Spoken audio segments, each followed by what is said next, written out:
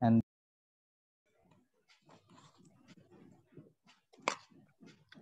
oh, gone suddenly. Very good. He's out.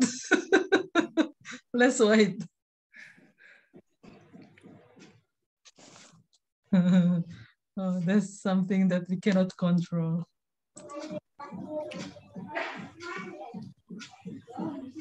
Where are you from, Suharto? Welcome to our discussion. You're still muted. While waiting for the moderator. Sorry. Okay, I think I have to introduce myself because not a lot of people here. My name is Soeharto. I'm from Indonesia, but right now I'm in Hungary. I'm a PhD candidate in Doctoral School of Education. And this, what university? What university? University of Szeged. Where is it located? It's not in the capital of the Hungary because the capital is Budapest. It's the third big city in Hungary that we call it Szeged. Okay, so but you are in Indonesia now. Yeah, but this semester I will be in Vienna because there is a grant for the visiting researcher to University of Wien.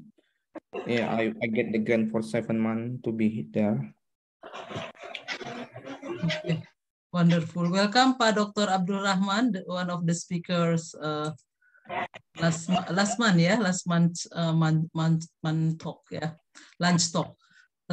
Maybe we still wait for another 3 minutes and we'll start at 2:05, yeah, Pak Lukman. Thank you for coming, Suharto, also Dr. Abdul Rahman, and also our students. Yeah, we have Abdul Razak too. Would you like to introduce yourself, Abdul Razak? And then also Dedi Yusuf from STI Aulia Ur-Roshidin. Thank you for coming.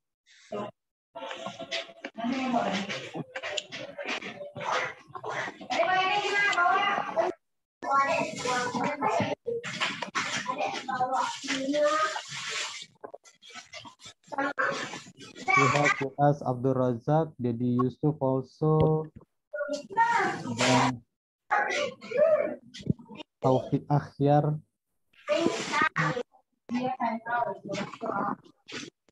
So when it is already 2:05, time is yours, ya, Pak Lukman.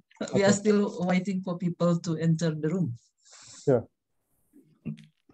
Actually, Prof. Nina, I was trying to say that this Sunday, me, Numan, and Hajrat plan to ride bicycle around Depok City. We're gonna meet in front of the gate of Triple Ayu by 6:30. So if you want to come along, then you can join us. For informing me, unfortunately, my left feet was still unwell because I had like sleep. I was fall down. It is in the recovering time, and well, I had the bicycle the next day after I have the accident, but actually my therapy suggested for me to rest first. Yeah, so I'm locked. Because of my feet. Yeah. Thank you for the invitation. Okay. And other student also, Alam, Dwi, if you want to join, just join. Wow, this would be wonderful. Yeah. So what time? You need to announce that again about your biking party. 6:30. 6:30 is a good time. Sunday, yeah, yes? Yeah, Sunday. Well, I will be in Depok, but well, I cannot join, unfortunately. Thank you. Murni, are you in Depok already or still in Lampung? I am in Depok right now, Pak. Okay, alhamdulillah. Okay, Prof. Nina, is 4:05. Shall we start? Yeah. I just would like to let Murni know. So, Murni, with whom it is with Dian? Dr. Lukman just invited to have biking on Sunday morning, 6:30. We'll meet in front of Triple Ayu gate. Whoever would like to join, please bring your bicycle and enjoy the Depok City. Okay, Pak Lukman, time is yours. Okay. Thank you. Bismillahirrahmanirrahim. Alhamdulillahirrahmanirrahim. Wassalatu wassalamu ala asrafil anbiya'i wal mursalin wa ala alihi wa sahbihi ajma'in amma ba'du. Rabbi shrah li sadri wa yassir li amri wa hlul 'uqdatam min lisani yafqahu qawli. Honorable Dean of Faculty of Education, Professor Nina Nurmila, PhD. Honorable Head of Study Program, Ibu Tati Wajdi, PhD. Dear lecturers of IIIU, dear beloved students, dear all participants of our lunch talk today, and of course, dear our speaker for today, the one and only Mr. Bambang Sumintono, PhD. Assalamualaikum warahmatullahi wabarakatuh. A very good afternoon, everyone. Welcome all participants to Lunch Talk, our monthly program of lectures talk organized by Faculty of Education of Universitas Islam Internasional Indonesia. Universitas Islam Internasional Indonesia, or IIIU, is a newly established graduate institution that currently have 4 faculties, namely Faculty of Education, Faculty of Islamic Studies, Faculty of Economic, and Faculty of Social Science. Okay, firstly, I would like to invite our Dean, Professor Nina Nurmila, to give her welcoming remark. Please, Prof. Nina, the Zoom floor is yours. Thank you very much. Bismillahirrahmanirrahim. Assalamualaikum warahmatullahi wabarakatuh. Waalaikumsalam warahmatullahi wabarakatuh. Yeah, I hope all of you are well and enjoy the semester break. We are always busy, even though during this semester break. Yeah. First, I would like to thank you, Dr. Luqmanul Hakim, for being the moderator in the afternoon, in this afternoon of lunch talk. I'm grateful that today we will have Dr. Bambang Sumintono as the speaker for our lunch talk. Well, Dr. Bambang Sumintono is one of the lecturers at the Faculty of Education at IIIU, and he officially joined us just after Lebaran in May 2022, after being lecturer for many years, yeah, about 10 years in Malaysia, maybe. About 10 years, maybe. We are happy to have Dr. Sumintono with his strong background on quantitative research methodology, especially on rush modeling for social science research. Yeah, and he is also an expert on educational policy and educational management. Second, I would like to acknowledge the presence of the Faculty of Education lecturers here. Dr. Tati Wardi, the head of the study program for MA in Education. I also see Dr. Charina, Dr. Destina, and also our guest lecturer last month, Dr. Abdul Rahman, and our students at the Faculty of Education, with whom I hope they are enjoying the semester break after working very hard during the semester. Well, a break is changing activities. You might also not really leaving your academic activities, but enjoying reading the journal is also your break also. During the semester, you read the journal for the assignment purpose, but maybe you can still continue reading the journal for your curiosity, yeah, to fulfill your curiosity. And I know some of the students at the Faculty of Education also join the summer course. Yeah, I saw Zulfikar yesterday participated in the summer course, and maybe some other students also. And also thank you for other participants from outside IIIU who have joined this lunch talk, such as Suharto, one of the students in the university in Budapest, is far away, but he is now in Indonesia. And I am sorry I cannot mention one by one. There are several of you. And this is the 6th lunch talk being held by the Faculty of Education. We plan to do it regularly every month, and we started in February 2022. And previously, we have 3 lectures at the Faculty of Education who delivered their speech in our lunch talks. First, in February, we have Dr. Luqmanul Hakim, the moderator today, who spoke about the decision. Yeah? And in March, Dr. Charina Ayu, who discussed about empathy. And in April, we had Dr. Destina Wahyu Winarti, who is here, who spoke about developing Indonesian students' special ability to support mathematics learning. Yeah. And in May, we had Dr. Cynthia Revina, the speaker from outside the Faculty of Education, from Semeru Research Institute, who delivered her lecture about teacher policies and teacher quality in Indonesia.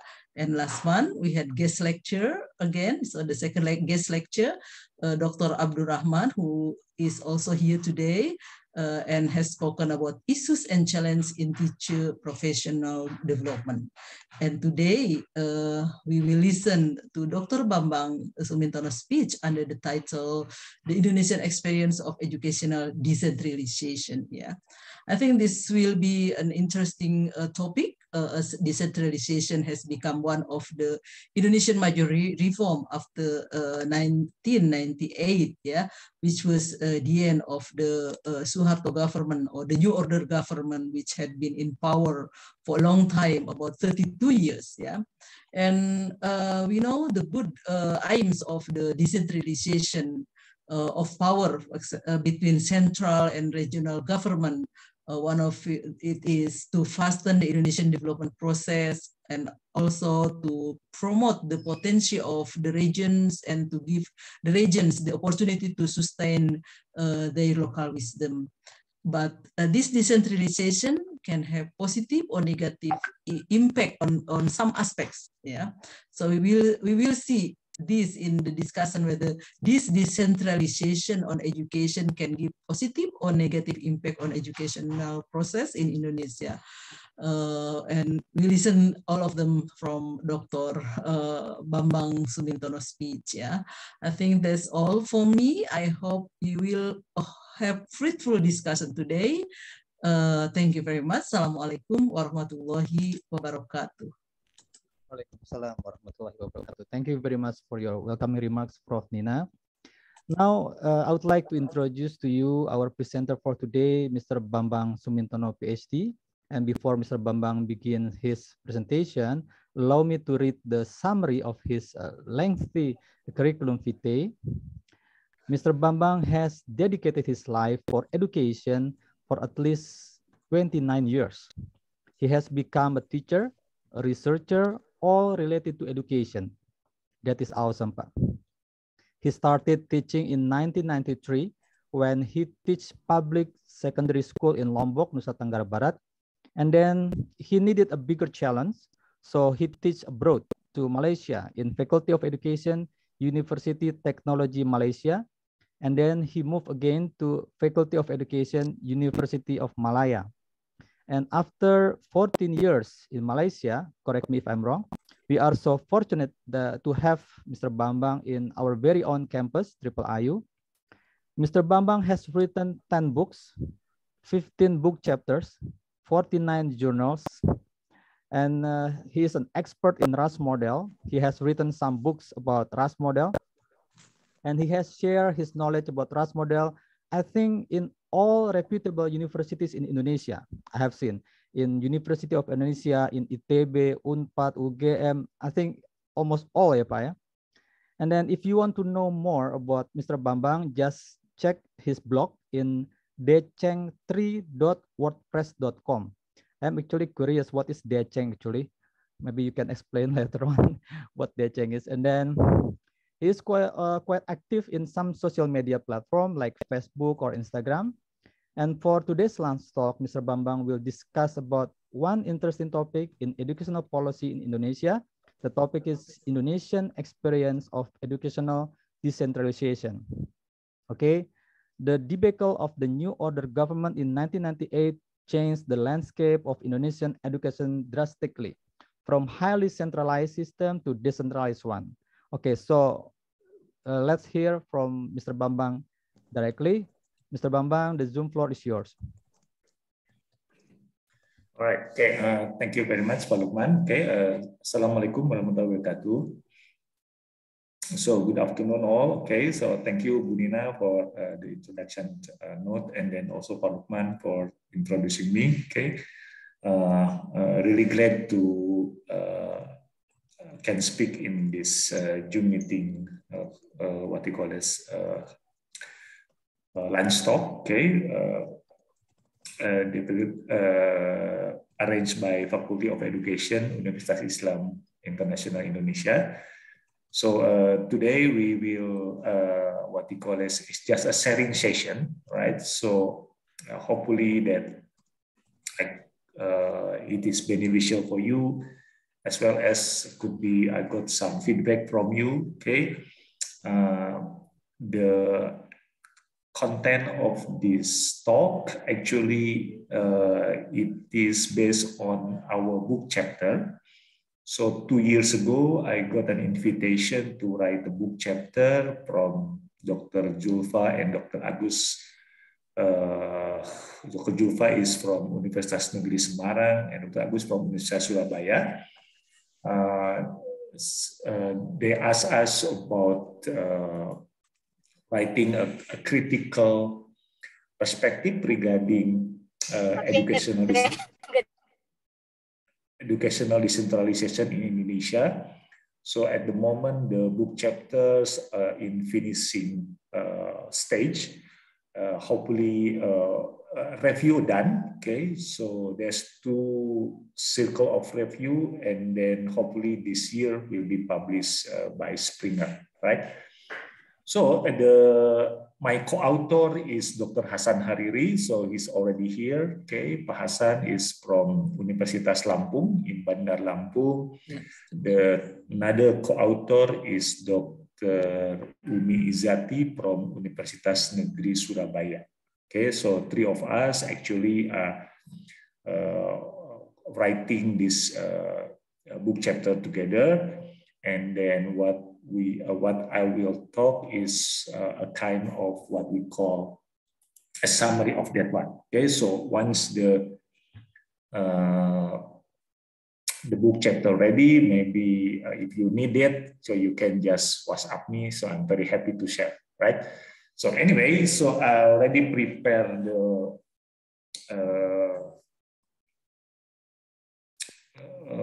PowerPoint slides. So I just ask permission to share from here.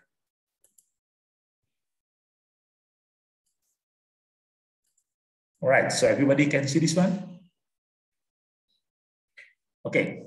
Yes. All right, so, okay. As we know that Indonesia is already make a drastic change, okay, in the last 20 years. We changed from very centralized system to decentralized, okay? And then this is in the context of education. So we will try to share some information about the progress, right? So the content of this talk most likely is just come from literature review research. So I'm not doing by myself, collecting data and then analyze. So most likely I'm relying on somebody else empirical research, most likely come from journal articles, okay, and also thesis and book also, right? So it's a bit about myself. Okay, I think Pak Lukman already explained it very nicely. Okay, so I would like to talk about this one because this kind of book chapter project is part of my own passion, right? So I personally work as a chemistry teacher in Lombok. During that time, what we call is feels so much hope when we heard about the changing, the way that Indonesia moved to more decentralization. And at the same time, okay, so I got the opportunity to study overseas, okay, 2 years in Australia and 3 years in New Zealand. When I was preparing the study at New Zealand, so the first thing that come to my mind is about doing research about educational decentralization topic, right? So there's the thing that come from my mind, okay? So when I to become a lecturer in Indonesia is not very have luck at that time. So I have to move to become lecturers in Malaysia. And then the idea about research of educational decentralization is always my own interest. Okay, so when somebody asks me or somebody involved me in the research about educational decentralization, so I was very happy to be part of it. Okay, so I can know about the progress about what happened, right? Okay, so the content for this afternoon talk is I will try to explain shortly about historical perspective, why this educational decentralization is something that very drastic, very revolutionized, okay, in the context of managing education in Indonesia. And then just a small thing about theoretical framework in order to understand what is the meaning of educational decentralization itself. Okay, and then I will share about some dynamic to what we call is in the context of what we call certain topics that interesting, and then we have some empirical evidence what really happened during this decentralization era. All right. So the first one is, as we know, that Indonesian education actually inherited or is come from colonial government. Okay, the big changing is start from 1901 when the Dutch colonial government in Netherlands, okay, mentioning regarding what they call it as ethisch-politik, okay, so providing more, giving back to the colonial people, okay, in terms of education. But of course, the way they provide education is based on the interest of the colonial government, okay. One of it, for example, they use segregation system, okay, even in one school, okay, in public school, they have a three kind of student, okay, so of course the pribumi, the local people, is at the bottom of the pyramid, right? And then the way they manage the school system, because they want to provide more control, so they implement highly centralized. Everything are decided from the central government, which is at the moment, at that time, is from Batavia. Okay, and then come the World War II, and then we know that the Dutch is defeated by the Japanese occupation, and then we have a drastic change at that time. We don't have the kind of what we call segregation anymore. But the way we conduct education is a bit different, because Japanese occupations tend to win the war. So the kind of education provided is a kind of indoctrination and military style. So the example is we have to do a flag raising ceremony. There's a legacy from Japanese occupation era, right? So both of the colonial era, Dutch colonial and then the Japanese occupation, so they implement highly centralized system, okay? And then we know about the situation between 1945, the independence, and then 1950. There's a big struggle for defending the new nation. Okay, so we call it physical revolution, and then sporadic war between Indonesia and the Dutch. Okay, the beginning of education development is start from 1950s, right? So this is Sukarno the first Indonesian president, become a teacher who teach about the alphabet. Okay, this is telling us about the new the new country is not having much teachers, so we recruit so many teachers because there's a high demand of education, right? But still, we implement centralized system. And at this time, we divided how to manage education. That primary school, at that time, we call it as sekolah rakyat or sekolah dasar or primary school, managed by the local government. Okay, for junior secondary and senior secondary, managed by the central government. Right, so, but all of them are managing in centralistic manner, right? So at that time, so many schools are open, but not so much teacher available. So sometimes they recruit somebody who can read and write to become a teacher, right?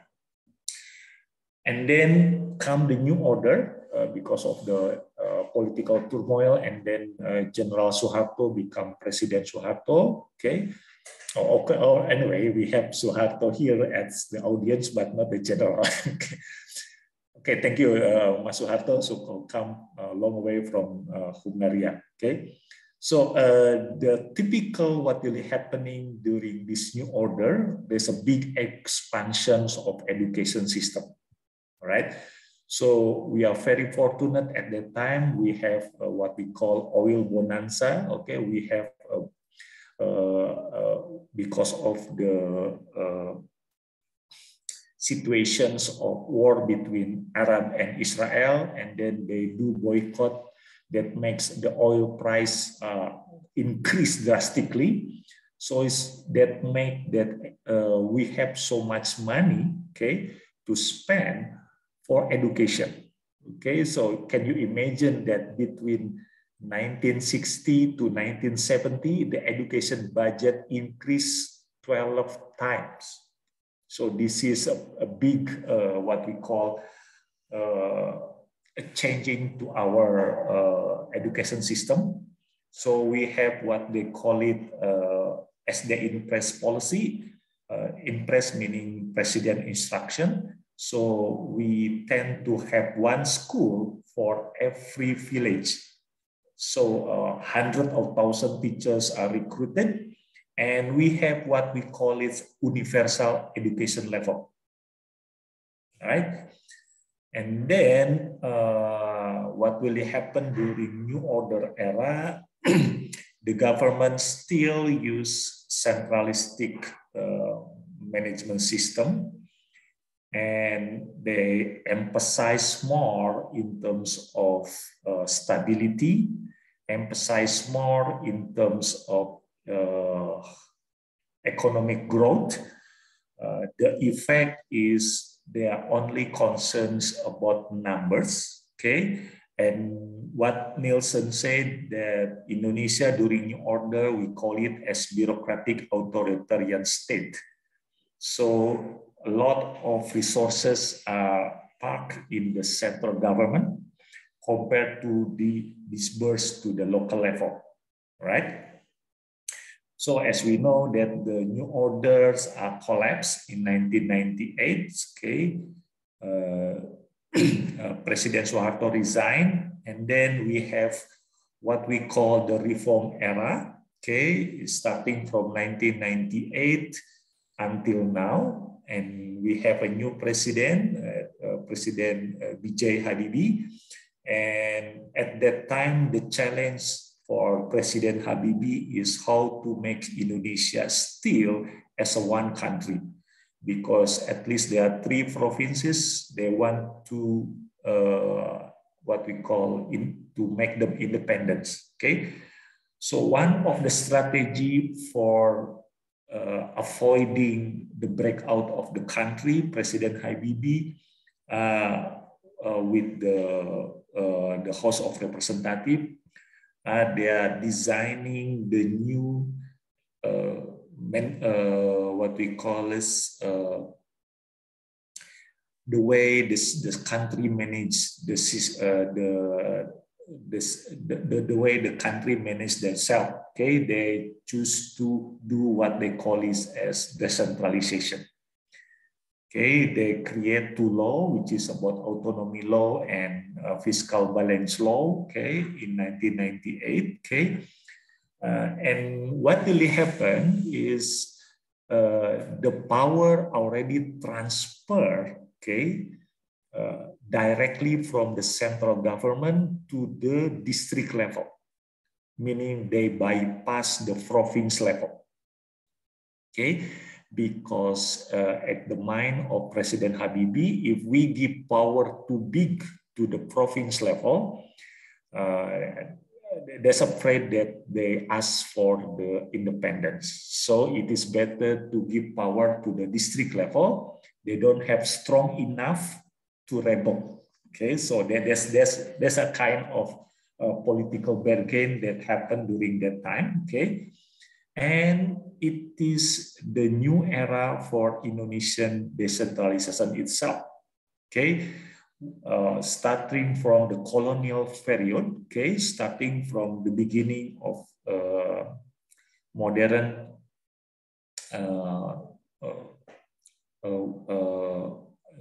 starting from modern countries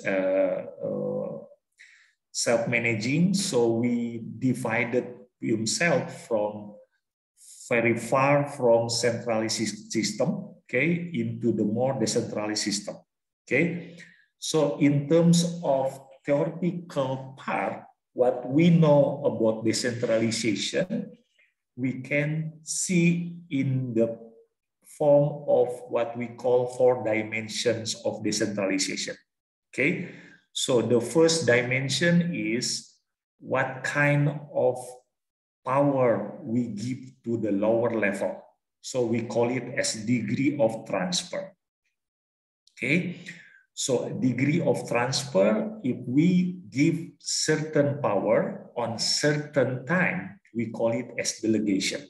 So it's very what we call weak degree of transfer.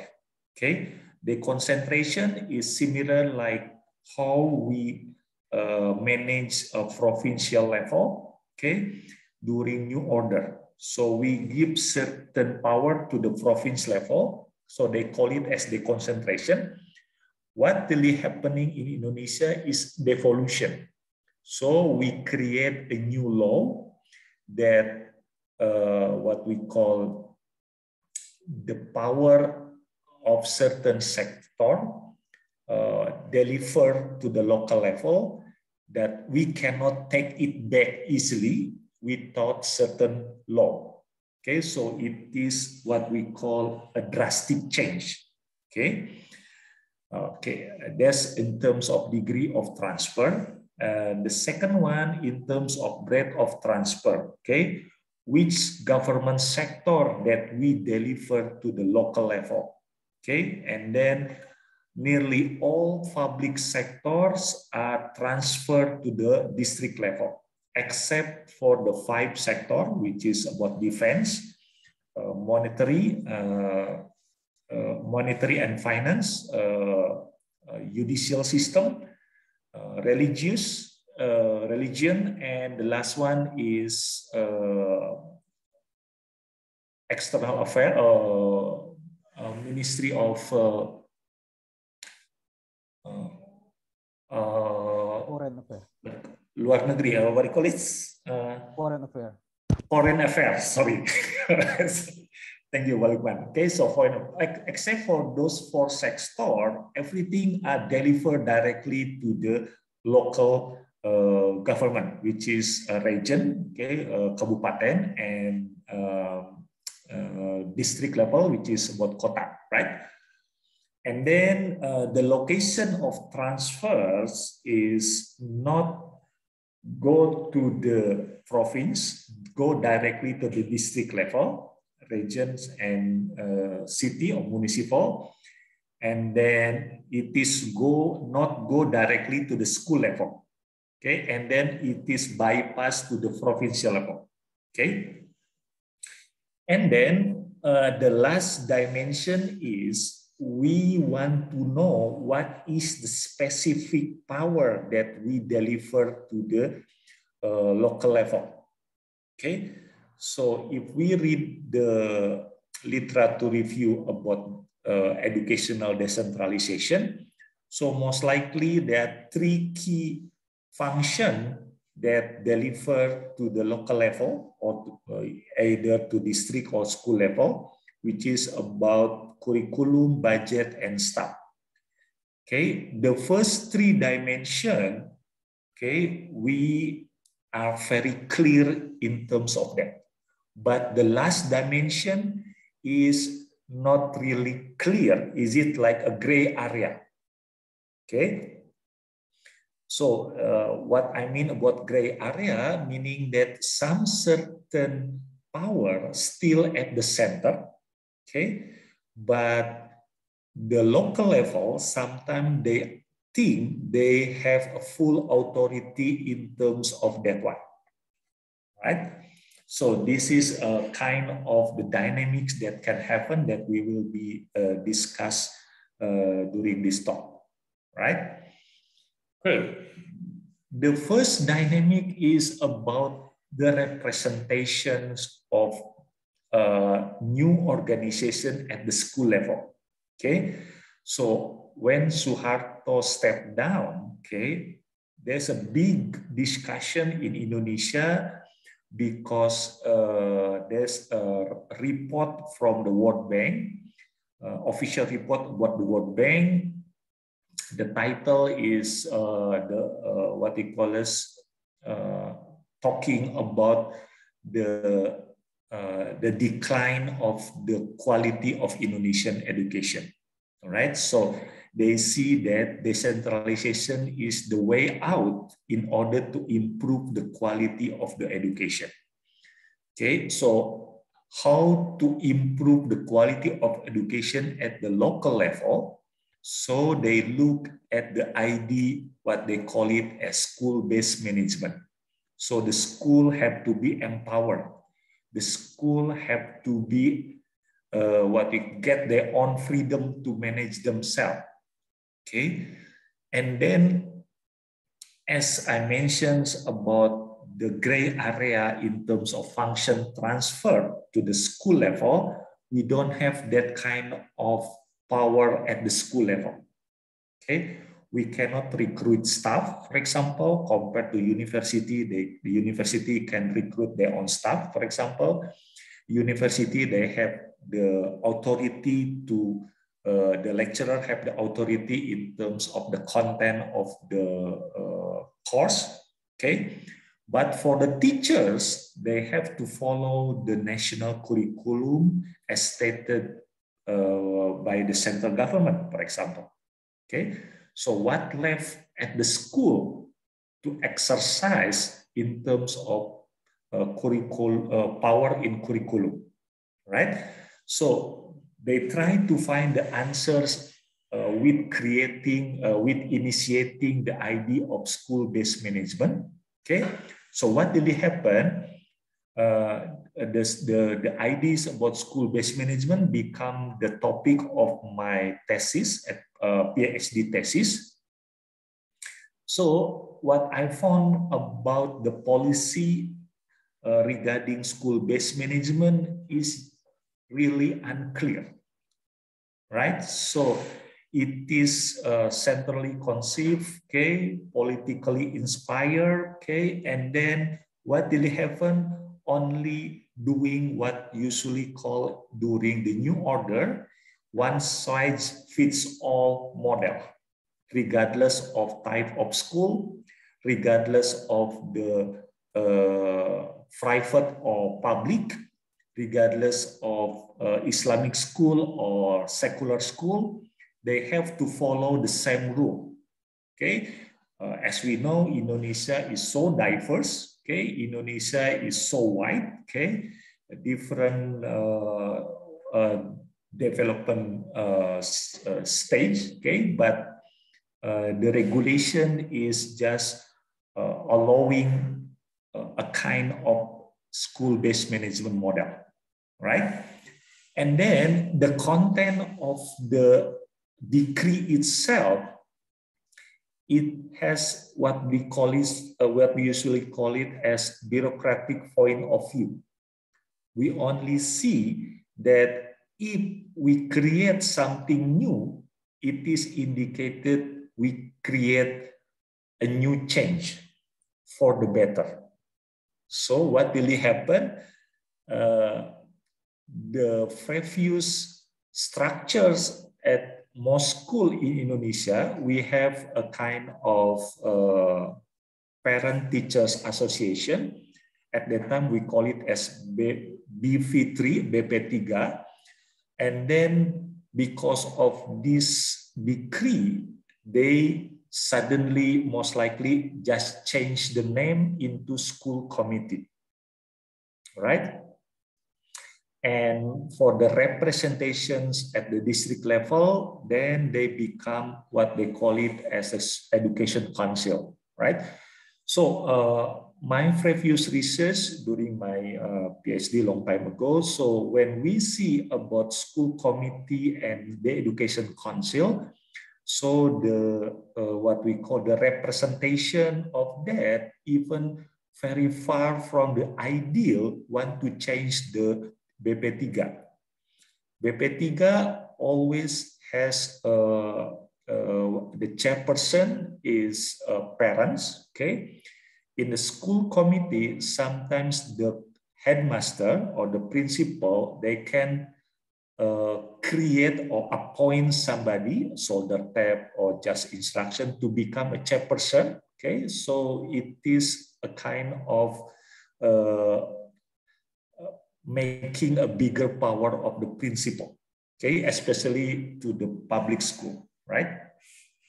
So the analysis that I found in terms of school-based management, it is showing that the central governments are a bit confused how to manage the school system in Indonesia, okay, in order to improve the quality.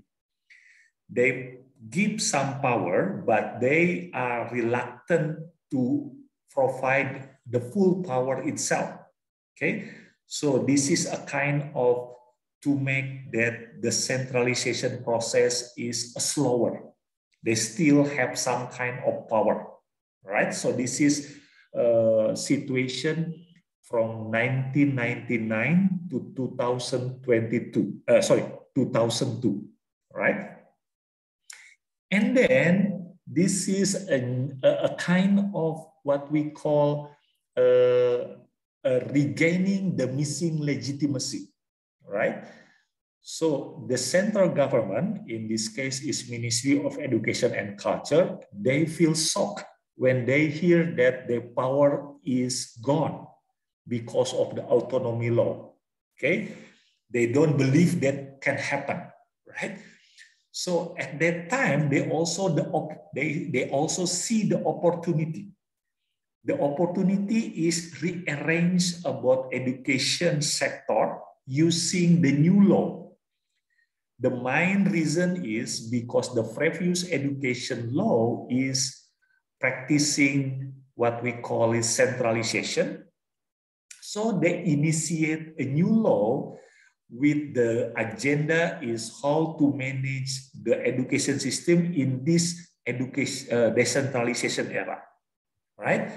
So they draft the bill, okay, draft the law, okay, give it to the parliament. Something funny from the person who was scholar in this area, what really happened in the parliament, the debate most likely is not about educational decentralization. The debate that happened is about the age of schooling. The debate about the authority to give honorary degree, okay? And then the most heated debate is about religious education, okay? This issue become a very, what we call powerful to debate and then accompany with street demonstration. For instance, the situation is if Muslim students study at the Christian school, okay, so who will be the teacher for this what we call religious subject for this Muslim student, right? So the Mind ID itself, okay, is all the parties in the House of Representatives, they just agree with the framework, what they call as, with the framework that initiated by the Ministry of Education and Culture, right? So this is a big change, but they don't realize that the central government are trying to regain their missing legitimacy, because they see that their power are losing, okay? How to regain their power? So they use the law as the tool for that one, right? So therefore, another thing that happened is the law itself, they introduce a new system, we call it as standardization, right? So the main ideas behind this, that Indonesia is so big, so wide, we don't have an equal situation between Sabang sampai Merauke. So from Sabang in the western part of Indonesia to the Merauke in Papua province, eastern part of Indonesia, we have an uneven situation. So they create standards. So they call it that certain education provider have to follow what they call it as SPM. Okay, SPM meaning that minimum service standard, right? And then if they already achieve SPM, they can increase themselves to become what they call it as National Education Standard, or SNP. Okay, if you already in SNP situation, you can improve yourself as education provider to become international standard, right? Or they call it as SI, okay, Standard International, right? So this is a new thing for Indonesian sector regarding how to manage school, okay? So every local government have to make sure that more and more school or education providers go to the SNP, National Education Standard, okay, SNP, okay. So when we look what is inside SNP, okay, you will find it amazing, okay. We have a very drastic educational decentralization, but the content of SNP most likely is about how to manage. Okay, so we have what we call it as the contradicting, okay, or we usually call as something that ironic. At one side, we give the power to the local level. At the same time, we say this is a kind of standard that you have to follow. So it doesn't mean that what we call the power itself give them freedom, but they have to follow certain rules, okay, showing that the central government are trying to get the legitimacy. If you are not following this, so you are not call it following the standard. Okay, so this is something that contradicting that can happen, right? And then in order to manage and then to assess, is it this education providers are reaching the standard? Okay, so they create a new body. Okay, the first one is BSNP. Okay, Board of the National Standards of Education. Okay, and then also BAN, Badan Akreditasi Nasional, or Board of National Accreditation. Okay, so in the law itself, it should be an independent body, right? So independent body in terms of the recruitment of the personnel, okay, the way they manage, okay. But in reality, most of the BSNP and BAN organization is another hand from the Ministry of Education. Even most of the person involved is friends of the ministry, friends of the minister, right? So we cannot see that this is an independent body that manages that one, right? And then something funny when we discuss about international standard, okay? So it is trying to implement the international standard for those who are education provider who achieve the standard nasional pendidikan. So they targeting to the junior secondary school, SMP, sekolah menengah pertama, and senior secondary school, SMA. Okay, they select certain schools, which is the best school in town, to become international standard.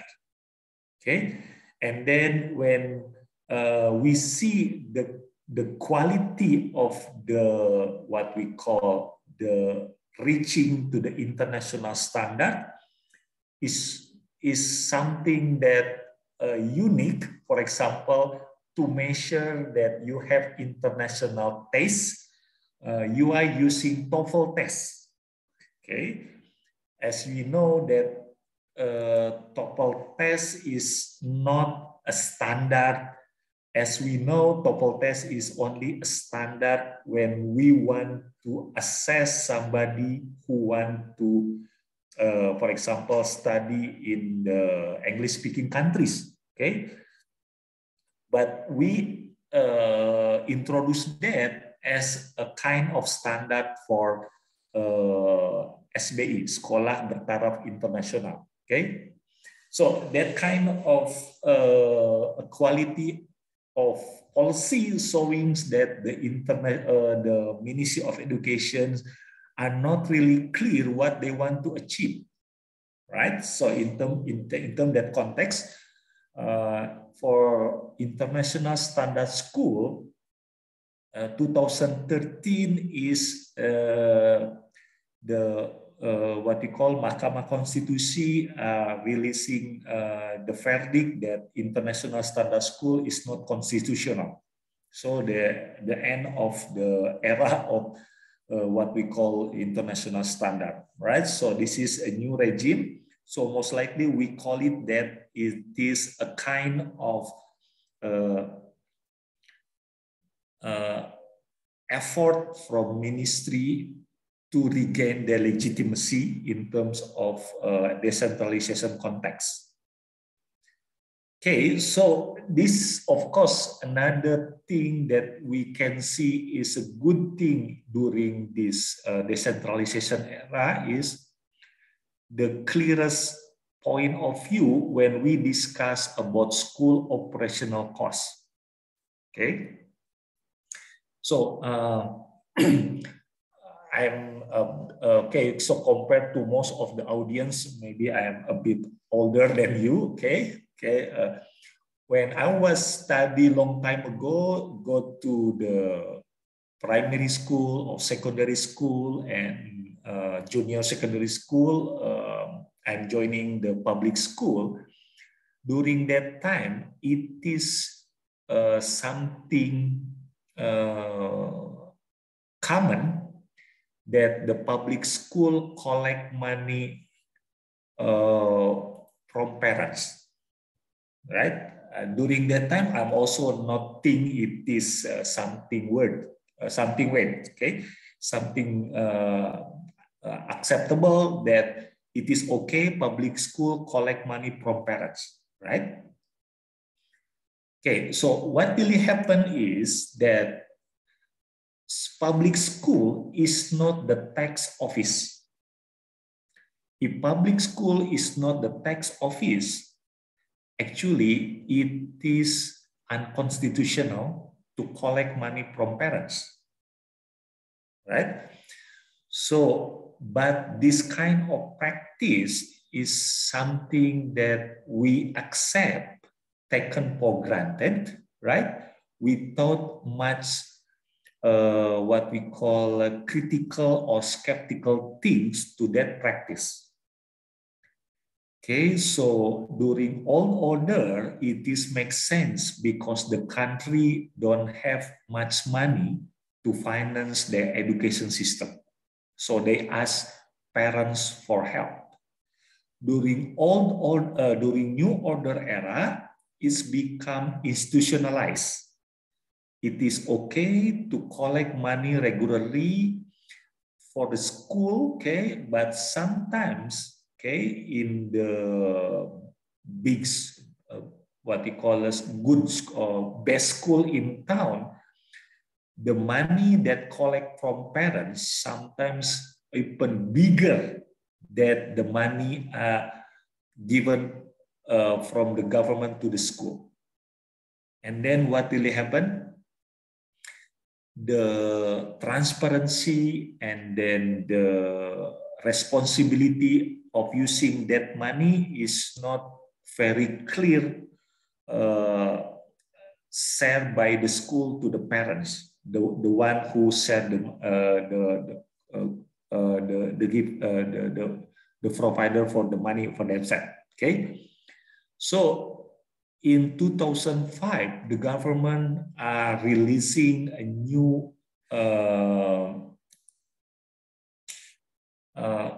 regulation that they create. Okay, this the background of this is the increasing oil price. Okay, so in order to make sure that the subsidy is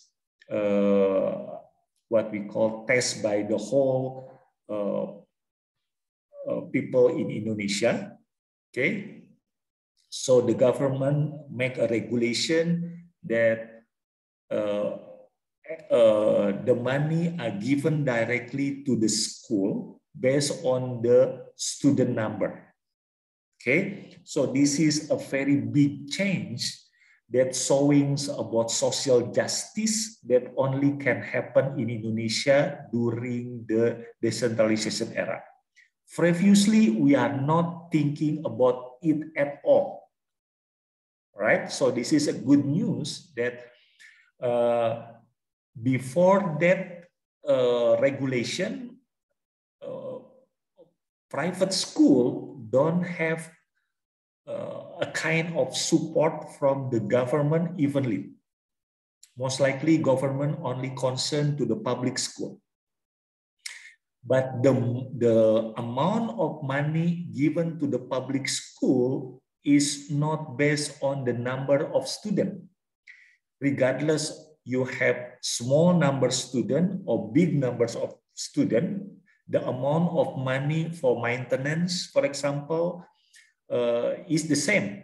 And that money is not enough even for buying paper, electricity, water, service, that kind of thing.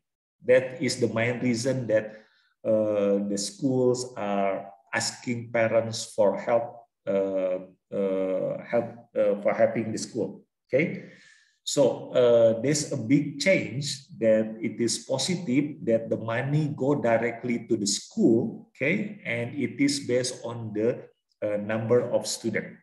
Okay, it apply to the primary school and junior secondary school, SSD and SMP, right?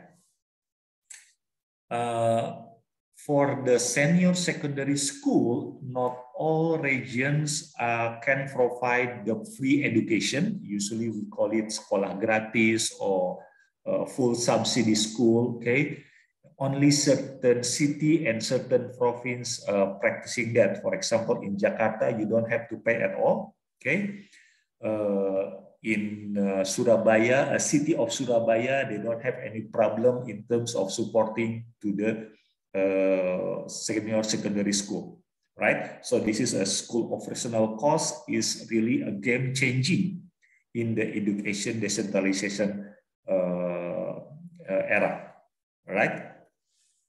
The next issue is in terms of teachers and principal, right? So this is the first time, okay, in Indonesian history, we ask the principal and then the teachers have to be competent, right?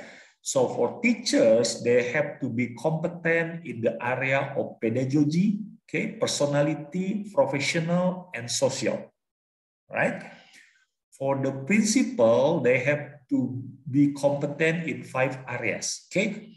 It makes sense, it looks logical, but when I am trying to look in the context of literature review, there is no such thing what we call as competent in personality and competent in social.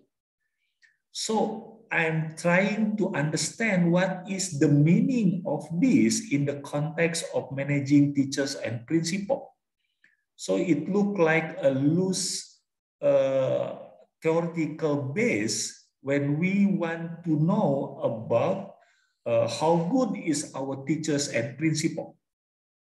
Okay. So it should be based on the empirical research and then theoretical research that when we talk about competent, it doesn't have to be competent in that sense. Okay, so the funny thing about this, when we are trying to explain about competent in pedagogy, personality, professional, and social, one of the reviewer asking what is the meaning of this, right? So it is only happening in Indonesia, right? Okay, so the second one is we have a program, we call it as teacher certification. Okay, so teachers can double the salary, okay, the basic salary, and it is regardless are you a teachers at public or private school. That's a good thing because previously even the government are not considering that private schools are really helping them. Okay, so this is a good move in terms of providing the support for the private school because the private school also helping the country to educate the citizen, right? But the criteria they use is not to look to the effectiveness of work. They only consider that how busy the teachers. If the teachers have to teach 24 hours a week, meaning that around 6 hours a day, okay? So 4 hours a day, so 4 hours times 6, so 24 hours. So most likely we consider them as too busy. Not enough time for preparation, not enough time for evaluation. So insisting about busyness are not looking to the effectiveness of teaching and helping the student in this case, right? Another good move that happening is about principal training. So during New Order, okay, the way we prepare the principal is similar like other civil servants. Okay, they have to follow the Pancasila training, they have to follow about public administration, are not targeting about their work as the educators. So principal training, this is a new thing for Indonesian principal, okay? So they have to attend 300 hours training, okay?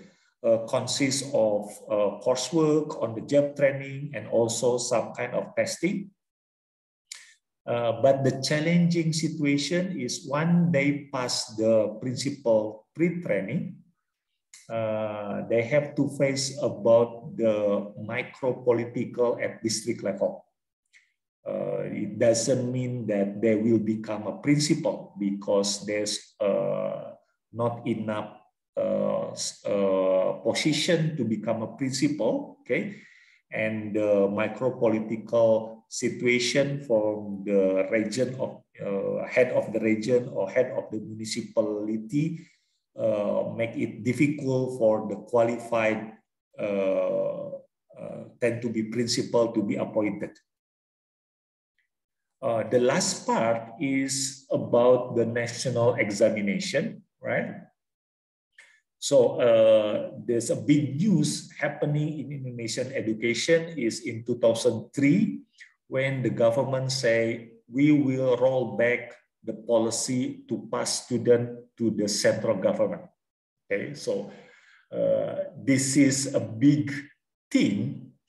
Previously, the decision to pass the student is given to the school, right? But during decentralization, is taken back to the central government.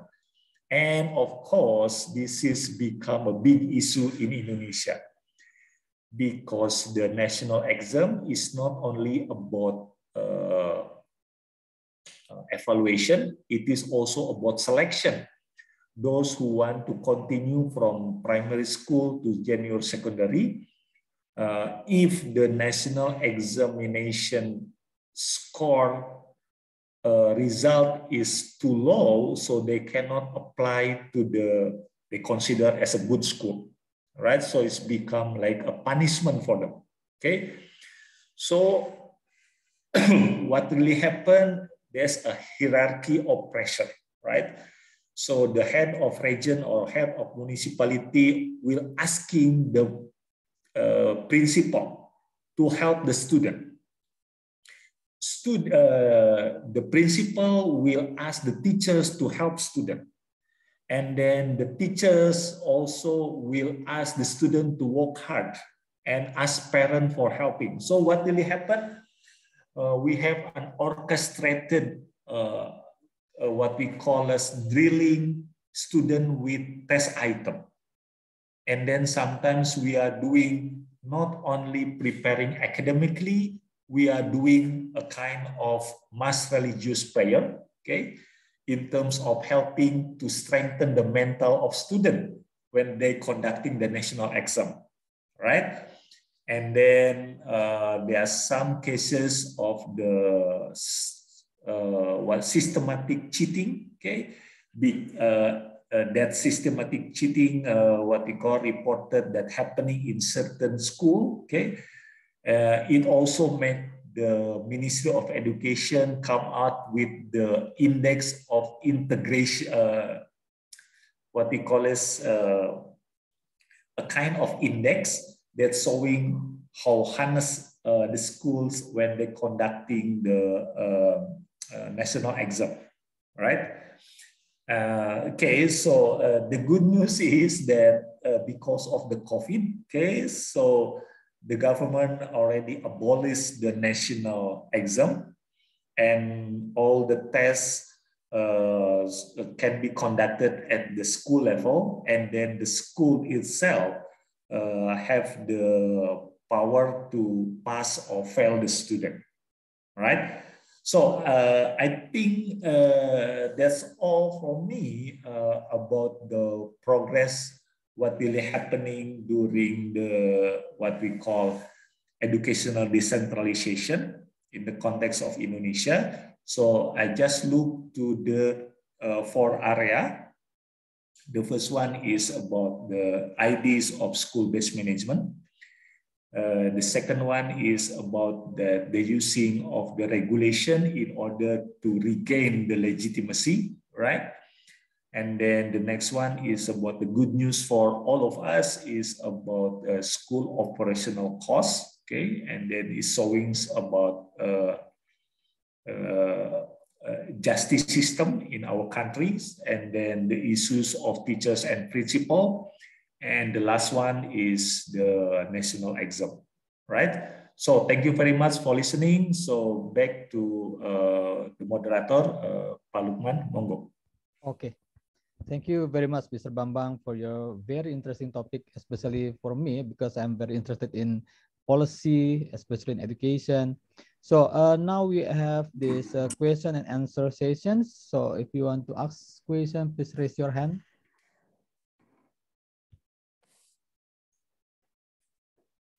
Is there anybody? Okay. While we are, okay. Mr. Suharto.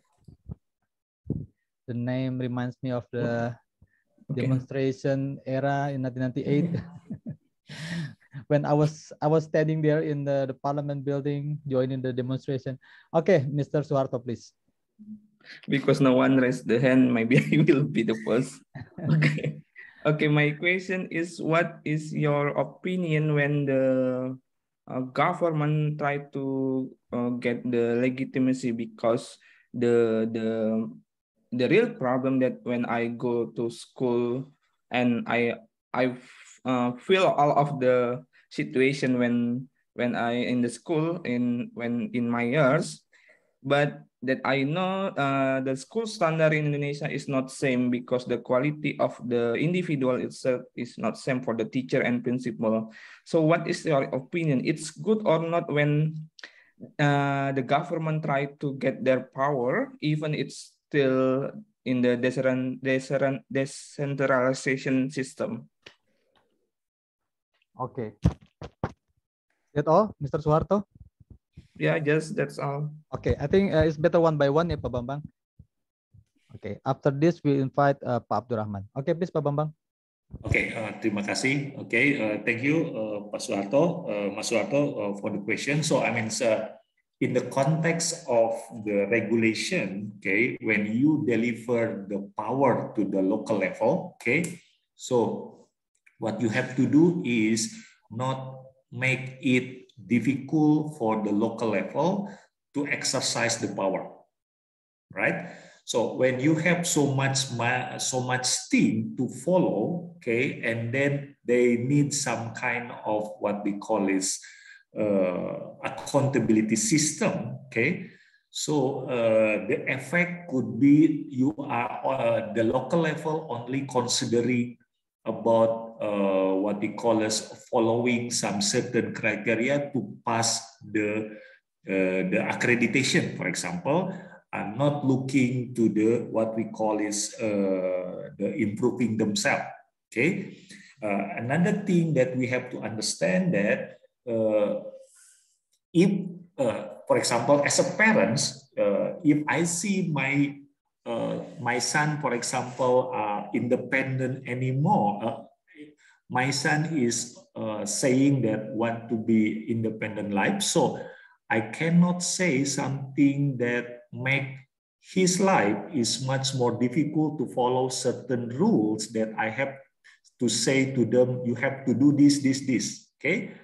So the same thing when you, as a central government, okay, when you are managing what we call as big amount of money, okay, 20% of the national budget, okay, so the local level should be supported in terms of expertise, should be supported with the transparency, not make them difficult in terms of exercising their power. Of course, we know that during the new order, okay, the expertise are part in the central government, okay. At the same time, not enough experience and expertise is held at the local level. Okay, so here we have to think how to improve in terms of expertise and providing them with the good resources. Okay, this will help them, okay, to manage themselves, okay, to be independent, okay, and then based on their own capacity, based on their own uniqueness.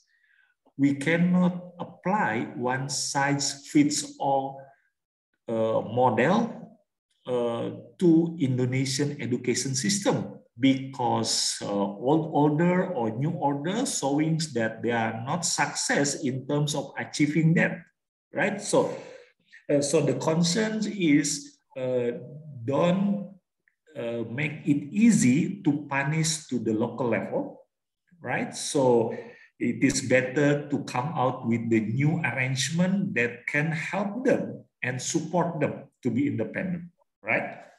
I think that's my answer.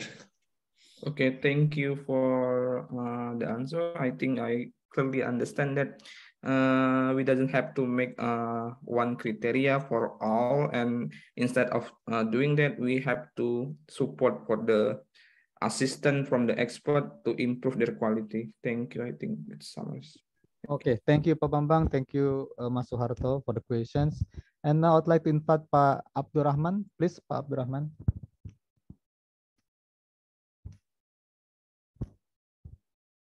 Pak Abdurrahman.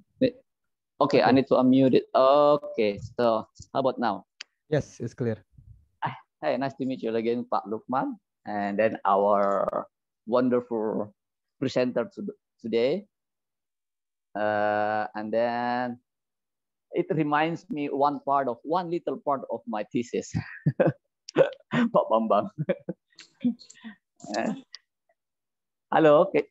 Hello, can you hear me? Yes, yes, it's clear. Okay. And for Pak Bambang, I'd like to say something from you because someone sent a regard for you, Prof. Raihani.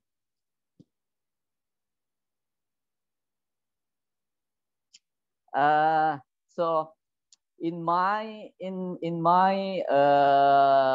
opinion and my observation, and then some of the things that come up in some of my papers too, I tend to see the decentralization in Indonesia as pseudo decentralization. That because if it is full decentralization or transfer of authority, just like you explained, and then I agree that like in the literature review, it will come as that the format or the form of decentralization in Indonesia is more like devolution. I agree with that. And because I always stand by the teachers, so I always in every reform like decentralization, I always try to look for what is the impact for the teachers. And then you've mentioned in the last bit of your presentation that actually it's very hard to draw a direct effect of this decentralization to the teachers, let's say teachers' practices. So what I want to discuss more with you, because your expertise in the decentralization. So in which ways do you think that this decentralization can bring impact to teachers? I mean, in practicals. Because let's say the certification process, for me, the certification process is not part of decentralization. It's not a process of decentralization, because since 2007, it's organized by central government.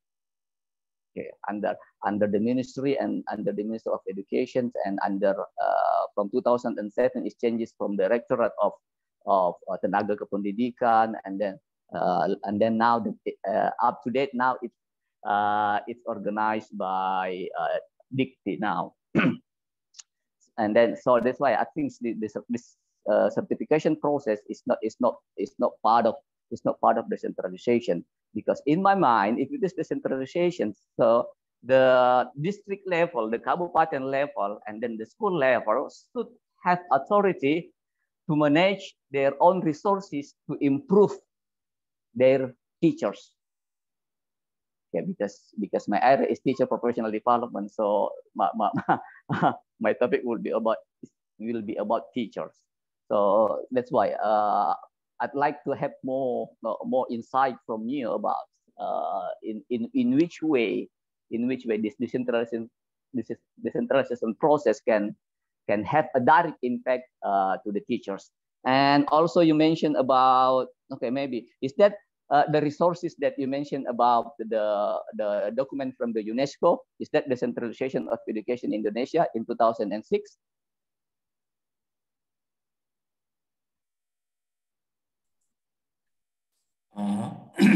Actually, it's come from several sources. It's not only come from one sources only. Oh, okay, yeah, okay, that's one. Because I cited that, I remember I cited that reference in my thesis. So that's my point. So if you can, in your experience, in more practical way, how can we push this decentralization to be more impactful to the teachers? Thank you. Okay, thank you, Pak Abdul Rahman. Back to you. Yep. Okay, please, Pak Bambang. So, right. Okay, terima kasih Pak Lukman. Okay, Pak Abdul Rahman. All right. So, thank you very much for the comments and the questions. So, I have to honest with you that we have some certain empirical experience. Okay, so before what we call as the SNP, Standard National Pendidikan, implemented, there are some schools are given what we call is a power to do what we call as some kind of recruiting the teachers. Okay. And then it's really become a nightmare for the Ministry of Education, okay, in terms of managing the teachers, right? So if we look to what we call as the criteria in terms of school decentralization, one of the tools, they call it as school-based management. So our country systems are make it forbidden to do that recruitment happen at the school level, okay, especially for public servant, right? So it is become much more chaotic system, okay, if we go to that direction, right? So what could be impactful for teachers? I think what really happening in the last, what we call 20 years of decentralization, we only emphasize on what we call adult power game. We only concentrate in terms of how adult, in this case, people who got power, okay, either at the central level or either at the province and then the district and region and municipality, about education. Okay, we are not concentrating to the student learning, not much. We actually targeting about student learning. So we only concerns about adult power game. So what really happened is that, like the issue of teachers management, okay, so it is a bit difficult and then complicated if we what we call as following some certain model in terms of teachers management, okay. So for example, in Indonesia, the ideas about the best education system from Finland, for example, but we have to understand Finland is only 5 million population. Indonesia is 275 million, so it's a big size and a big volume compared to managing education system in Finland, right? So if you want to make it impact to teachers, so we have to look to the what we call give more authority to the school level in terms of managing teachers, right? Because if you try to manage even at the country level or even to the district level, the policy itself not go directly to the teachers, right? So the key in here, from my perspective, is that we have to get a good principal that can nurture the teachers. Okay, so because the principal are no better about this area, they are no better about the student itself. Okay, so they will understand better how to equip the teachers to meet with the demand of the student, right? So from my perspective is about a good selection and much power given to the principal, right? So that will be much more have a positive impact, okay? Compared to, for example, that what we call, we are concentrate more in terms of what we call incentive of double the salary, for example, like what we have with certification. Many people critics that we give the bigger salary, okay, but we are not provide them with a clear what we call as with the clear achievement they have to achieve, right? So there's become a kind of what we call as criteria to criteria to make their what we call as okay to receive double salary with 24 hours teaching a week. Okay, the intention is just to make them busy. Okay, not to make them effective in terms of teaching. Okay, so it is also opening to us that we don't know even how to measure the effectiveness of teaching in Indonesia. Okay, we only concerns about working hours, for example, right? So from my point of view, I think if we want to make impactful that to teachers, so the good thing that can be managed is about more power given to the well-selected principal, right? Okay, thank you, Pak Bambang. That is the key point to the well-selected principal. That is one issue that because when I used to work in the parliament, whenever we go to the provincial level or district level, they always talk about the leadership. Sometimes because it's too much political, if the political leader they do not really support, then it affected to the school level. Okay, I would like to invite Ririn. Please, Ririn.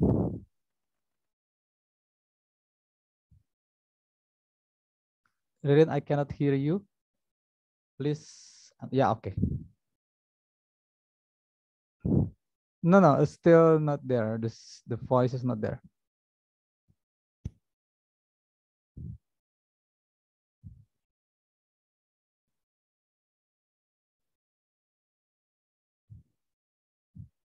Hello, Ririn.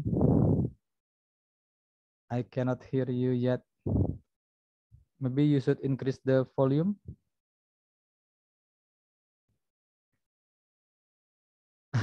Okay, then you can write down your question in the chat.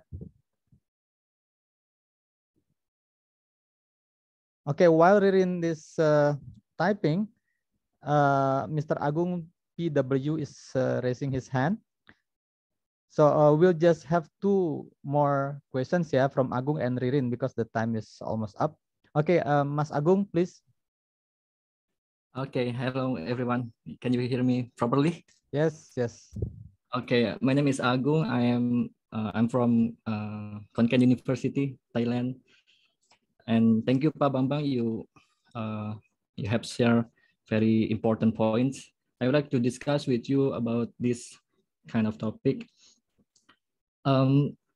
Yes, we agree that decentralization is quite important, but then the question is, what do we call the objective or the purpose of decentralization itself? Because if we take a look at the result of OECD PISA program for international student assessment, Indonesian basic education performed very low, even ranked below Thailand, right? For the science, mathematics, and reading, right? As I agree that Pak Bambang, you point out that our education is not concerned on student learning, right? So we need kind of support that can increase the quality of student learning. So my question is that, Pak Bambang, can you share with me what is the cause or the factor that can influence student learning in terms of decentralization? I do agree that yes, school principal is important. I mean, can you share the role of school principal that can support directly or indirectly student learning? Thank you, Pak Bambang. Okay, thank you, Mas Agung from Thailand. Pak Bambang, please. Right. Okay. Thank you, Mas Agung. So, if we compare about the international, what we call as achievement test, we call it that like PISA and TIMSS, there is no such thing as increasing performance. Okay, so maybe we are wrong in terms of identifying the problem. Okay, we provide much money in certain program, but it's not really achieving something that really important, right? So this is the good indication that so many research has been done, especially from what you call as independent, doing the empirical research. For example, like team of the World Bank, they are comparing between teachers who got certification and the teachers who not get the certification money. Okay, so they found out that there is not so much different in terms of their student achievement, right? So meaning that double the salary is, they call it cynically double for nothing. Okay, so it's really slapped to our face. Okay, so it is showing that we have to think clearly, skeptically, that making regulation as a tools to improve achievement at that kind of policy target is not really working. Okay, so we do the experiment in the last 20 years using decentralization. We are not really targeting to the student learning. We are most likely emphasize on other things. Okay, we are joking about who have the money or who are the person who can manage the education system. Okay, we are not really concentrate much in terms of identifying the root of the problem. Okay, so of course we learn from the mistake. Okay, so for example, the new minister, okay, the last Jokowi cabinet, Mr. Nadiem Makarim, for example, they are trying to do some kind of disruption. Okay, so providing a new way of thinking, like Merdeka Belajar, freedom of learning, that kind of thing. So if you create one of the philosophy of that one, if you create so much system that what we call as make the teachers follow the regulation, but the teacher itself doesn't have good independence, how come they can serve our student better? Okay, so of course, when you rely when you want to know about how this working in the real school, okay, we have to be critical. If you only have one teachers who are enlightened, work hard, focusing on student, but they don't have support to do it at the school level from the principal, so it could be only an individual effort. It's not a kind of systemic that can help student, right? So this is a kind of answer that it could be, okay? So I'm not a policymaker. So as a researcher, I just looking for the likely answers, like what Abdul Rahman asked. So the systemic support in here is, of course, you have to find a good person that can manage change, okay? So the resources that to improve the quality of the student learning itself so have to be facilitated by the somebody who are close to the teachers. Okay, so in this case is the principal. Okay, so we want to know. Okay, so because we don't have a kind of standardized system anymore to compare, so we will use another low stakes test to measure those who are involving in Merdeka Belajar program, for example, compared to those who are not really fully involved into that. Okay, so we can check maybe another 3 to 5 years, right? So where maybe another visa will provide us that kind of information. Okay. As a policy researcher, for example, we cannot just get the right answer directly.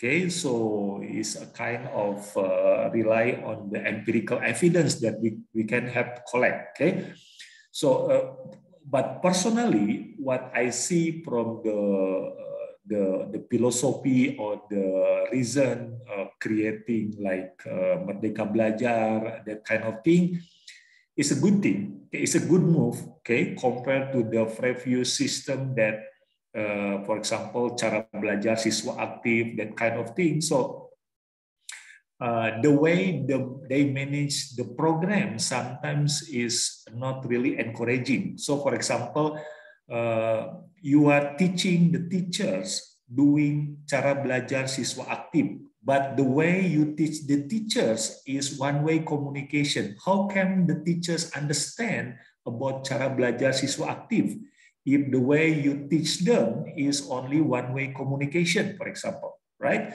So that kind of situation is become a lesson learned for the Ministry of Education. And what we call, we have a good hope for that one. And as a policy researcher like you, maybe of Lukman, maybe we can focus on certain things, what really can impact to the student learning, right? So that is the thing that we want to know later, maybe in the next 3 to 5 years, right? Okay, thank you, Pak Bambang. Thank you. Thank you. Actually, the time is already up, but we still have one question from Ririn. I promised her that her question will be asked. So I will read the question. She said that we know that Indonesia is a diverse nation. Regarding the decentralization, what do you think about the education development gap between regions in Indonesia as a result of decentralization? Please answer it in brief, Pak Bambang. Thank you. Okay, thank you, Ririn. So based on the empirical evidence regarding about managing education, in Indonesia, we know about the success in Jembrana, in the previous situation, right? So the key of that is about the social justice. Okay, social justice meaning that we have to provide support, money, okay, maintenance, okay, regardless of public and private school, okay, regardless of public and private teachers, right? So we have to provide the support as it is, okay. Similarly, we cannot do some kind of differentiation, right? So the next one is about transparency, okay. Many years, if we see that before the BOS, biaya operasional sekolah, school operational support, okay. So the transparency in terms of using BOS money, we cannot access it easily. It's always become a secret of the school management, right? So empirically, those who can do that transparency is much better performance, okay? And the next one, based on our empirical evidence, is you have to find the region, okay, who are really concerned to the developing human resources. Okay, if the bupati, wali kota, or governor are not really keen, okay, in terms of developing their human resources, in terms of education, in this case, okay, we seldom see the progress itself. Okay, so we have to look to the program, how much money they really spend, what kind of program they created, not to the jargon, not to the social media campaign. Okay, we have to look to the detail of that program. Otherwise, we will be fooled by the jargon or social media campaign that not showing any kind of progress itself. Okay, so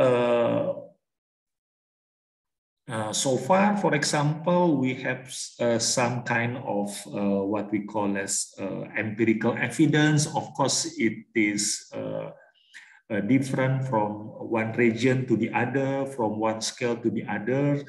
But as a researcher, as academician, Indonesia is so big, it is not always have a big problem. Some other region, what we call as doing some experiment, and the way they manage public sector in education are successful. Okay, some of them are what we call as achieving what they want. Okay, so it is a kind of lesson learned that have to be spread from time to time, right?